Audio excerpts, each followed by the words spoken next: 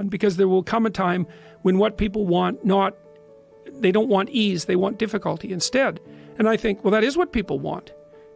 That is what they want. You think, well, I want an easy, happy life. It's like, no, actually, that isn't what you want. I think what people want is things that are difficult that they can overcome. Yeah, right. That's right. They want an optimal challenge. Well, that's there's a whole different thing. When you overcome something, when you do something difficult, whether it's, I mean, I've never written a book, but I assume when you write a book, when you're done writing that book, there's a great feeling of accomplishment because it's very difficult to do. That feeling of for me, it's like when I put together a comedy special or when I, just anything that's difficult. There's a feeling like I did it. I did it. Yeah, well, one of the mysteries is why that feeling exists. It's not a trivial thing, that. It's to say, I did something difficult and that was worthwhile. Basically, what you're saying to yourself is, well, there was a lot of suffering attendant on that, along with the just general suffering of life, but it turned out that was worth it. That's what you want. It's like you want that sense that you're engaged in something that's worth it. And I say, well, like I'm not a casual optimist about these sorts of things. I mean, one of the things I do in 12 Rules for Life is lay out the rationale that drives people like the Columbine High School killers. Because I understand that rationale. I've studied it for a long time. I know why they did what they did.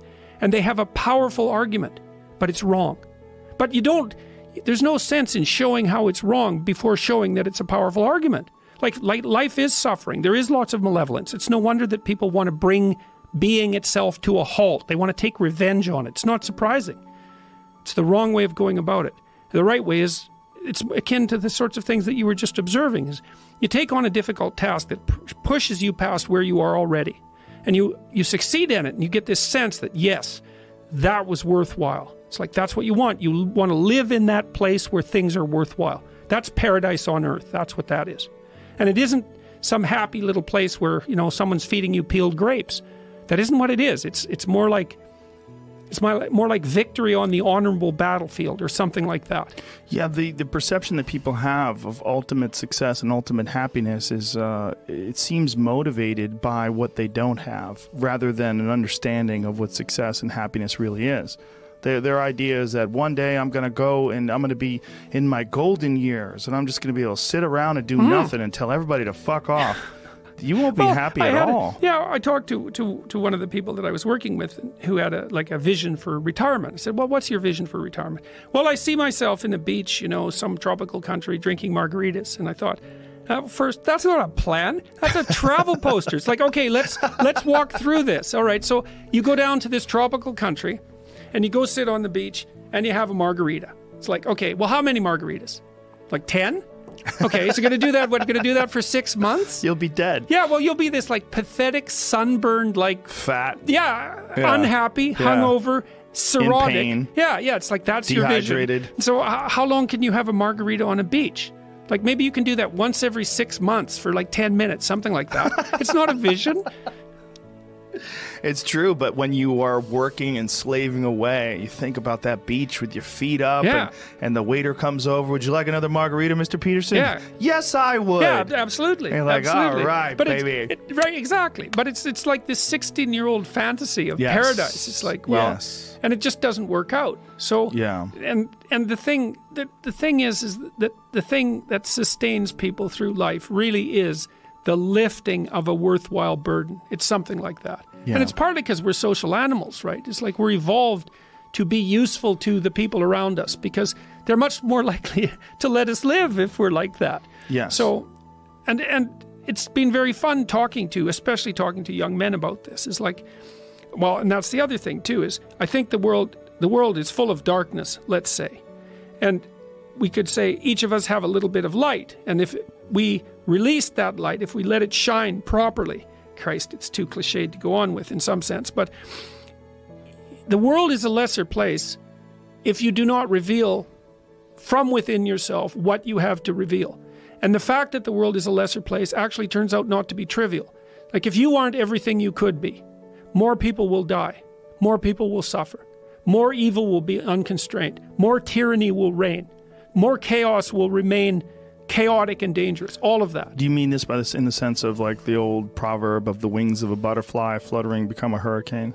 It's something similar to that, but it can even be more local. It's like your family is more messed up than it could be if you were less messed up than you are. Right. So if you just got your act together, like 10% more, your family would be 1% better. Right. It's like, well, do it. And that would ripple off into the people that they interact with. Yes, and it ripples fast. Yes. That's the other thing that's so cool is that, like, people think, well, there's 7 billion of us, and each of us is just this separate dust mote, like floating in the cosmos, and what the hell difference does it make what you do anyways?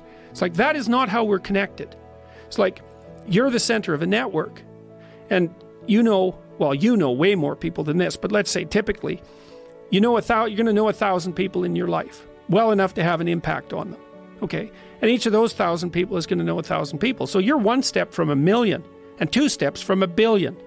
And we are networked, technically. That's how human interactions work. And so when you do something that you shouldn't do, it's worse than you think. And when you do something that you should do, it's better than you think.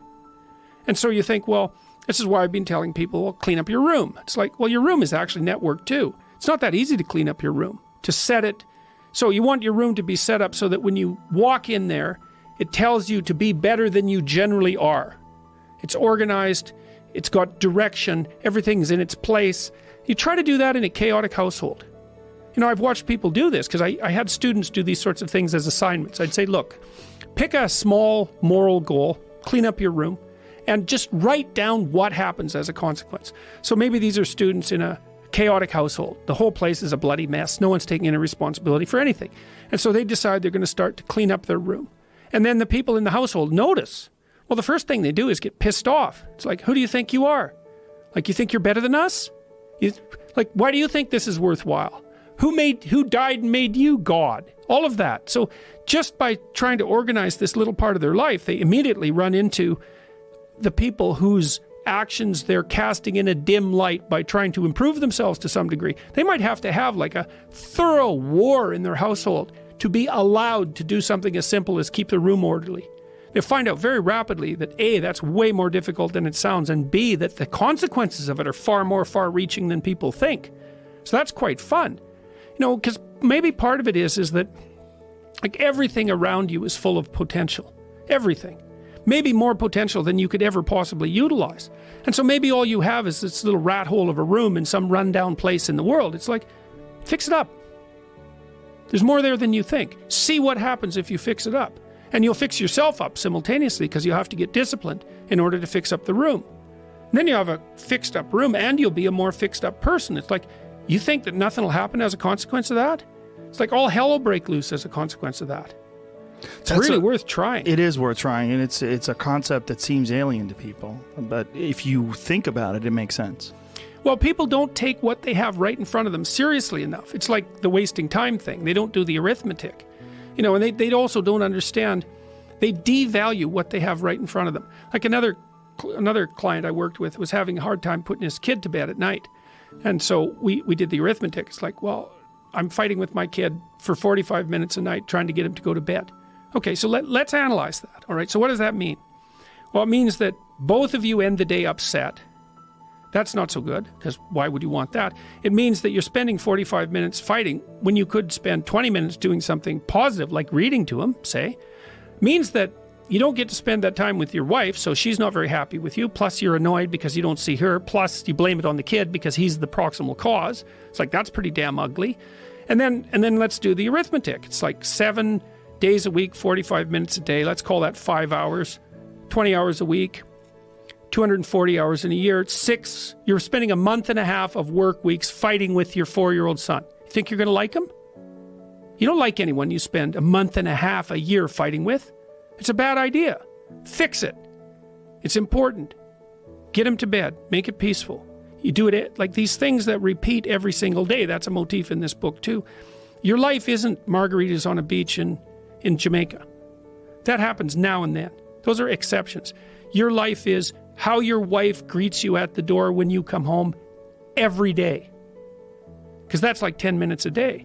Your life is how you treat each other over the breakfast table. Because that's an hour and a half or an hour every single day.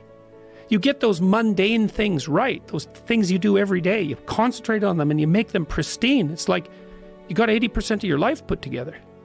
These little things that are right in front of us, They're not little. That's the first thing. They are not little, and they're hard to set right. And if you set them right, it has a rippling effect, and fast too, way faster than people think.